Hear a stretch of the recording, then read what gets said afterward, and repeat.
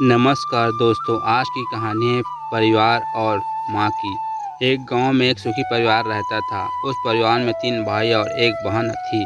उसके माँ बाप उस चारों से बेहद प्यार करते थे, मगर बीच वाले बेटे से थोड़ा परेशान थे क्योंकि बड़ा बेटा पढ़ लिख कर डॉक्टर बन गया और छोटा बेटा भी पढ़ लिख कर इंजीनियर बन गया था। मगर उसका बीच वाला बेटा बिल्कुल गंवार और आवारा ही बनकर रह गया। अब उसके दोनों बेटे डॉक्टर इंजीनियर ने शादी भी कर ली थी और कुछ महीनों के बाद ही उसकी बेटी की भी एक अच्छे घराने में शादी हो गई थी। मगर बीच वाला बेटा अभी भी कुंवारा ही था क्योंकि वो बिल्कुल अनपढ़ था और कहीं पर मजदूरी का छोटा सा काम करता था।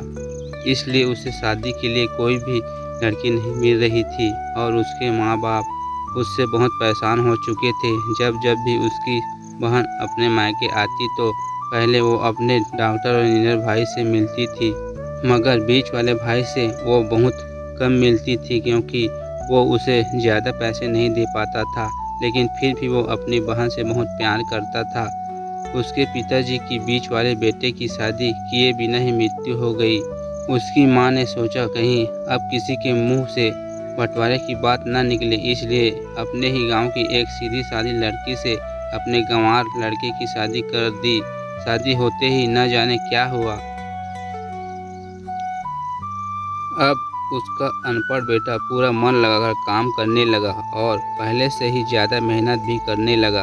अब तो उसे कोई भी दोस्त बुलाते आता तो वो उसे यही कहता था कि भाई, पहले तो मैं जैसे तैसे अकेला कमाकर खा लेता था, मगर अब मेरी शादी हो गई है तो मुझे अपनी पत्नी के लिए भी कमाना पड़ता है और कल को आने वाले बच्चों के लिए भी तो कुछ जोड़ना ही पड़ेगा। इसलिए दोस्त, अब मैं तेरे साथ नहीं घूम सकता। ये कहकर उसका गंवार लड़का सीधा अपने काम पर निकल जाता है।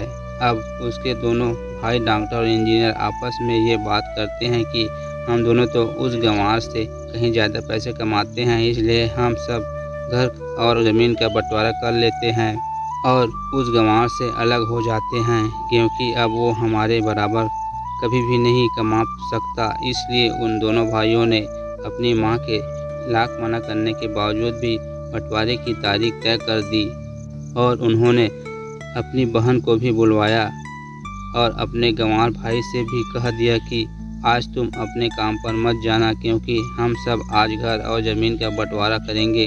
उसी वक्त उसकी बहन भी आ जाती है। तभी उसका गंवार भाई कहता है कि तुम लोग बंटवारा कर लो, मुझे जो भी देना हो दे देना, मैं शाम को आकर अंगूठा लगा दूंगा। तभी उसकी बहन कहती है, अरे बेवकूफ़, तू तो अनपढ़ ही रहेगा, ज़मीन का हिस्सा तो आमने सामने बैठकर ही होता है। तभी उसके दोनों भाई भी बीच वाले गंवार भाई को उल्टा सीधा कहते हैं। तब उसकी माँ भी उसे कहती है कि बेटा, आज तू काम पर मत जा, बंटवारा तेरे सामने ही होगा तो ही अच्छा है। उसी वक्त वकील भी आ जाता है। तभी वकील कहता है कि आपका सारा हिस्सा मिलाकर 10 बीघा ज़मीन है और आपका घर है। जब ये बताओ कि किसको कितना हिस्सा देना है, मैं उसी हिसाब से बंटवारे के कागज़ बना दूंगा। उसी वक्त उसका गंवार भाई कहता है कि वकील साहब, 5-5 बीघा मेरे दोनों भाई के नाम लिख दो और ये जो हमारा मकान है ये मेरी प्यारी बहन के नाम कर दो। तभी उसके दोनों भाई और बहन पूछते हैं कि और तू हिस्से में क्या लेगा। तभी उसका गंवार भाई कहता है कि मेरे हिस्से में मेरी प्यारी माँ है ना। और तभी वो अपनी पत्नी की तरफ मुस्कुराते हुए कहता है कि क्यों मेरी प्यारी पत्नी, क्या मैंने गलत कहा क्या? उस गंवार की पत्नी अपनी सास से लिपटकर कहती है कि माँ से बड़ी वसीयत क्या होगी मेरे लिए। और उसी वक्त उसका गंवार पति भी अपनी माँ से लिपट जाता है और गंवार बेटे बहू के इसी प्यार से ज़मीन जायदाद के बंटवारे को एक सन्नाटे में बदल दिया। तभी बहन अपने गंवार भाई के गले लगकर रोते हुए कहती है कि माफ़ कर दो भाई, मैं आपको समझ नहीं सकी। तभी उसका भाई कहता है कि मेरी प्यारी बहन, इस घर में जितना अधिकार हमारा उतना ही अधिकार तेरा भी है। और रही बात बंटवारे की, तो बंटवारा नहीं करने से हमारा जीवन रुक तो नहीं जाएगा। क्यों करते हैं हम बंटवारे? क्या हम एक साथ मिलकर नहीं रह सकते जैसे हम बचपन में मिलकर रहते थे? एक साथ मिलकर रहने को ही तो कहते हैं एक अच्छा परिवार, और उस अच्छे परिवार को संभालती है एक माँ। तभी उसके दोनों भाई भी बहुत शर्मिंदा होते हैं और वो बंटवारे के सभी कागज फाड़कर फेंक देते हैं।